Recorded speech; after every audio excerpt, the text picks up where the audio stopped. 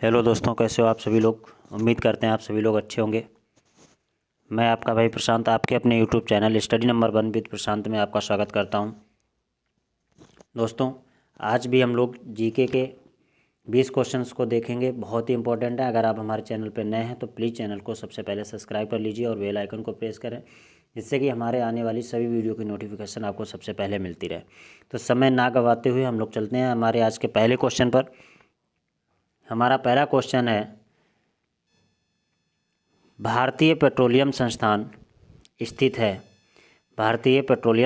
स्थित है गढ़वाल, नैनीताल, देहरादून या मसूरी में। तो इसका जो राइट आंसर है, देहरादून में स्थित है। कहाँ है? देहरादून में।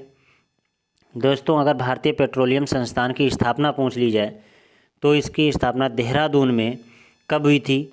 इसकी स्थापना हुई थी 26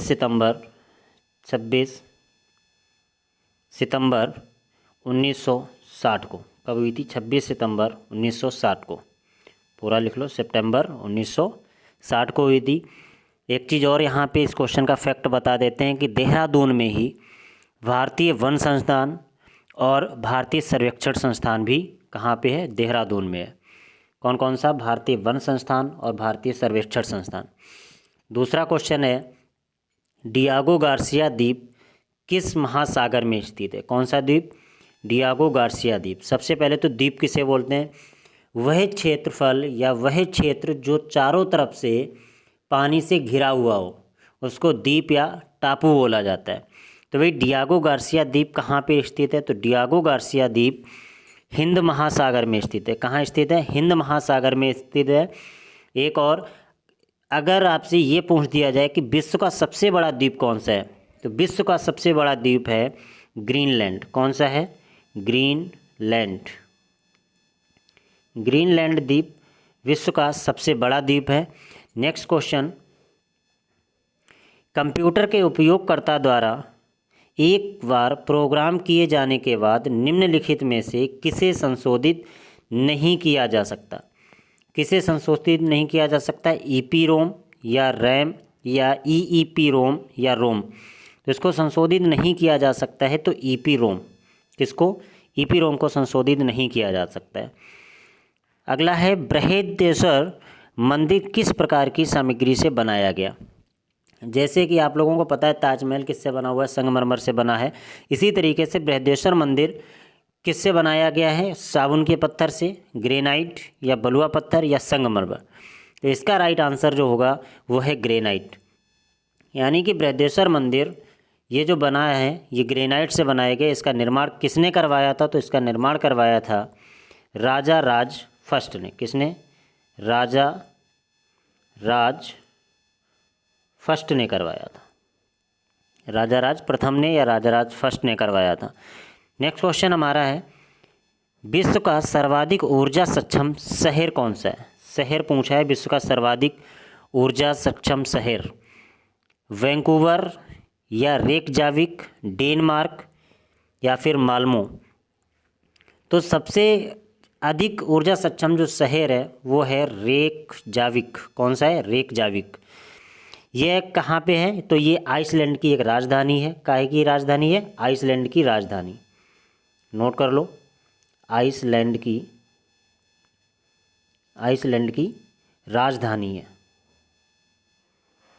राजधानी है। और एक चीज़, ये आइसलैंड की राजधानी, और ये राजधानी कौन सी? रेकजाविक। जो ये रेकजाविक सिटी है, ये जो आइसलैंड की राजधानी, ये विश्व की सबसे उत्तरी राजधानी है। कैसी? विश्व की सबसे उत्तरी राजधानी है। नेक्स्ट क्वेश्चन है, सोजे बतन पुस्तक के लेखक कौन है? कौन सी पुस्तक? सोजे बतन पुस्तक के लेखक कौन है? महादेवी वर्मा या फिर मुंशी प्रेमचंद, सुमित्रा नंदन पंत या फिर सूर्यकांत त्रिपाठी निराला। तो सोज ए बतन नामक जो पुस्तक लिखी गई है वो लिखी गई है मुंशी प्रेमचंद्र के द्वारा। किसके? मुंशी प्रेमचंद्र के द्वारा। तो इस क्वेश्चन का राइट आंसर होगा option number B. Next question की तरफ बढ़ते हैं। हमारा अगला क्वेश्चन है कि 2000 रुपये के भारतीय बैंक नोट पर छपा मंगलयान क्या दर्शाता है? आप लोगों ने देखा जो होगा, जो 2000 का नोट है उसके पीछे मंगलयान बना है, वो मंगलयान क्या दर्शाता है? भारतीय अंतरिक्ष यान शक्ति, भारतीय आर्थिक विकास, या भारत के तकनीकी विकास, प्रगति एवं आधुनिकता, या अंतरिक्ष में भारत का पहला उद्यम। तो ये क्या दिखाता है कि भारत में अंतरिक्ष में भारत का पहला उद्यम। तो इसका राइट आंसर होगा ऑप्शन नंबर डी।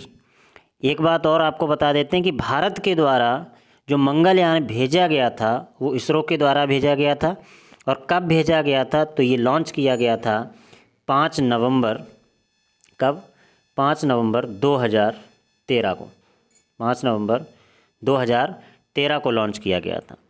अगला क्वेश्चन है, पिनाक क्या है? एंटी टैंक मिसाइल, या टैंक, या मल्टी बैरल रॉकेट लॉन्चर, या उपग्रह? इसका जो राइट आंसर होगा वो पिनाक क्या है? मल्टी बैरल रॉकेट लॉन्चर है। दोस्तों, अगर अभी तक आपने हमारे चैनल को सब्सक्राइब नहीं किया है तो प्लीज़ चैनल को सब्सक्राइब कर दीजिए और बेल आइकन प्रेस कर लें। आने वाली वीडियो की नोटिफिकेशन आपको सबसे पहले मिलती रहेगी और आप अपने एग्ज़ाम की तैयारी बेहतर करते रहें। हम डेली बेहतर ही करने का प्रयास कर रहे हैं, आपके लिए ऐसे क्वेश्चन लाने की कोशिश करते हैं जो आपके एग्ज़ाम पॉइंट ऑफ व्यू से बहुत ही महत्वपूर्ण हैं। तो सबसे पहले आप लोग चैनल को सब्सक्राइब कर ले और बेल आइकन प्रेस कर लीजिए। चलते हैं हम नेक्स्ट क्वेश्चन की तरफ। हमारा अगला क्वेश्चन है, चेंजिंग इंडिया पुस्तक के लेखक हैं कौन सी? चेंजिंग इंडिया पुस्तक के लेखक कौन है? मनमोहन सिंह, या नील मुखर्जी, या नरेंद्र मोदी, या अमर्त्य सेन? तो इसके लेखक कौन है? तो इसके लेखक हैं मनमोहन सिंह। दोस्तों, मनमोहन सिंह को आर्थिक उदारीकरण का जनक कहा जाता है। किसका? आर्थिक उदारीकरण का जनक। नोट कर लो इसको कहीं पे, आर्थिक उदारीकरण का जनक किसे कहा जाता है? तो वो हैं हमारे मनमोहन सिंह। ये सन 2004 से लेकर 2014 तक भारत के प्रधानमंत्री रहे हैं। नेक्स्ट क्वेश्चन है, भारत का वर्णन करने के लिए विविधता में एकता मुहावरे का निर्माण किसने किया? आपको पता है हमारे देश में विविधता में एकता, यहाँ अनेक धर्मों के लोग रहते हैं, लेकिन इसके बावजूद भी सभी लोग एकजुट होकर रहते हैं, यानी कि विविधता में एकता है हमारे देश में। तो इस मुहावरे का जो निर्माण है वो किसने किया था? M.K. गांधी, या राजेंद्र प्रसाद, या जवाहरलाल नेहरू, या फिर डॉक्टर भीमराव अंबेडकर यानी B.R. अम्बेडकर। तो इसका राइट आंसर क्या है? जो विविधता में एकता जो ये मुहावरा बना था ये किसने दिया था? ये दिया था जवाहरलाल नेहरू जी ने। किसने दिया था? जवाहरलाल नेहरू जी ने दिया था। नेक्स्ट है हमारा, निम्नलिखित में से किसे भारत रत्न नहीं मिला है? बहुत ही अच्छा क्वेश्चन है, निम्नलिखित में से किसे भारत रत्न नहीं मिला है? तो यहाँ हम आपको बता देते हैं, जो मोरारजी देसाई हैं, मोरारजी देसाई को सन 1991 में दिया गया था भारत रत्न। गुलजारी लाल नंदा को दिया गया था 1997 में। और राजीव गांधी जी को मरणोपरांत दिया गया था। कब दिया गया था? 1991 में। 1991 में मरणोपरांत के बाद, यानी मरने के बाद दिया गया था, मरणोपरांत दिया गया था। तो ये इन तीनों लोगों को तो दिया गया था। तो बचते कौन है? हमारे मनमोहन सिंह जी। तो इस क्वेश्चन का राइट आंसर जो होगा मनमोहन सिंह, क्योंकि इन्हीं को भारत रत्न नहीं मिला है। नेक्स्ट है, लाल क्रांति का संबंध है। लाल क्रांति किससे संबंध है? तो अंडा उत्पादन से, जूट उत्पादन से, कपास उत्पादन से, या फिर मांस एवं टमाटर उत्पादन से। तो इसका तो सिंपल सी बात है कि ये लाल क्रांति है, ये किससे संबंधित है? मांस एवं टमाटर के उत्पादन से। नेक्स्ट क्वेश्चन की तरफ बढ़ते हैं। हमारा अगला क्वेश्चन है, भारत में सिक्कों की ढलाई का काम कौन करता है? जो सिक्के जो बनते हैं, सिक्कों की जो ढलाई होती है, उसका काम कौन करता है?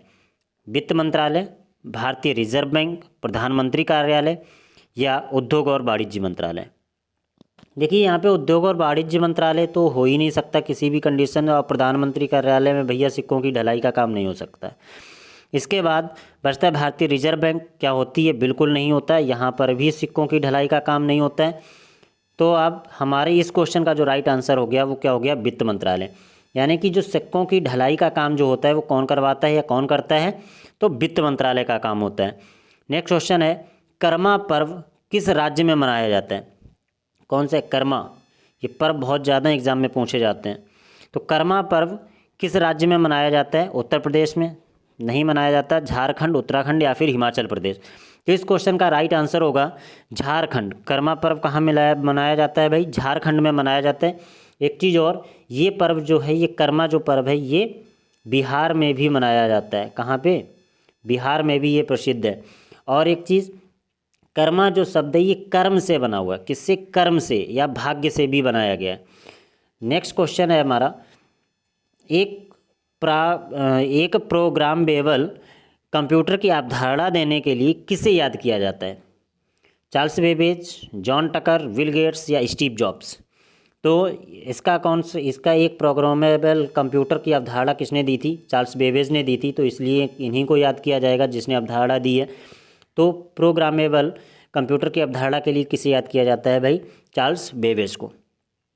नेक्स्ट है, जोकिन अल्चापो गुजमैन कौन है? जोकिन अल्चापो गुजमैन कौन है?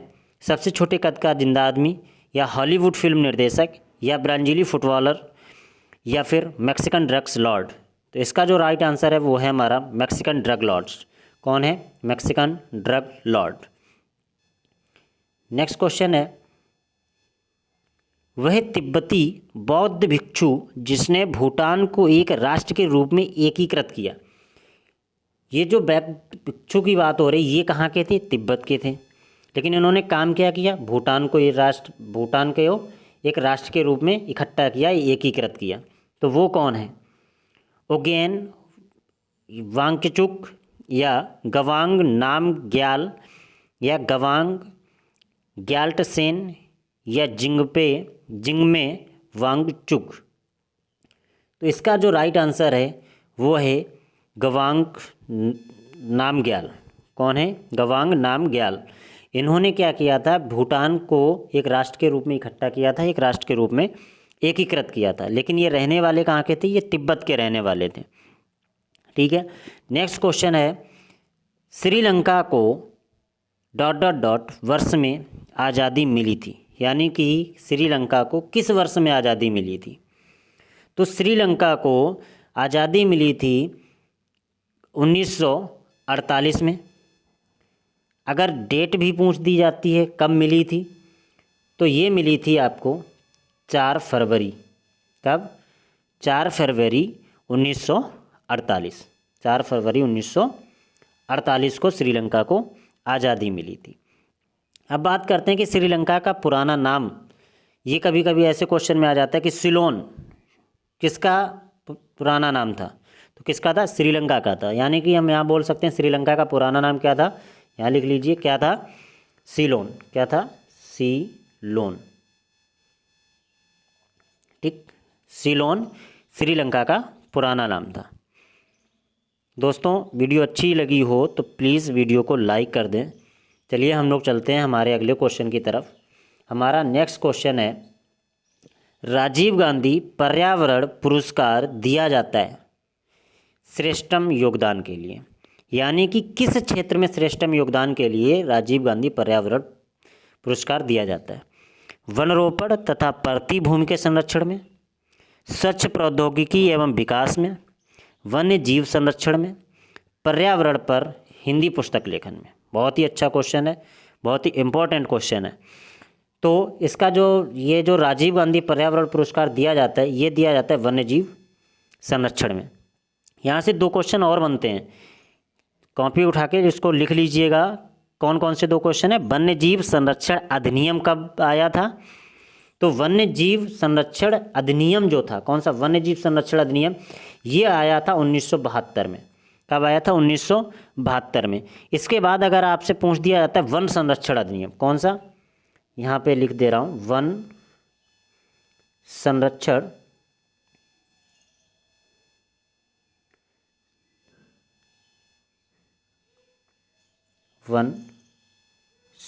अधिनियम।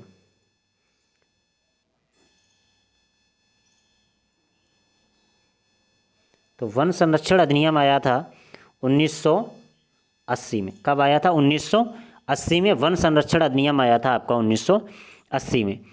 हमारा आज का लास्ट क्वेश्चन है, संयुक्त राष्ट्र संघ का प्रतीक में है हल्के नीले आधार पर श्वेत केंद्र भाग, चमकीले पीले आधार पर हरा केंद्र भाग, या हल्के नीले आधार पर काला केंद्र भाग, या हल्के सफ़ेद आधार पर नीला केंद्र भाग। तो संयुक्त राष्ट्र संघ का जो प्रतीक है, जो चिन्ह है, वो किस में है?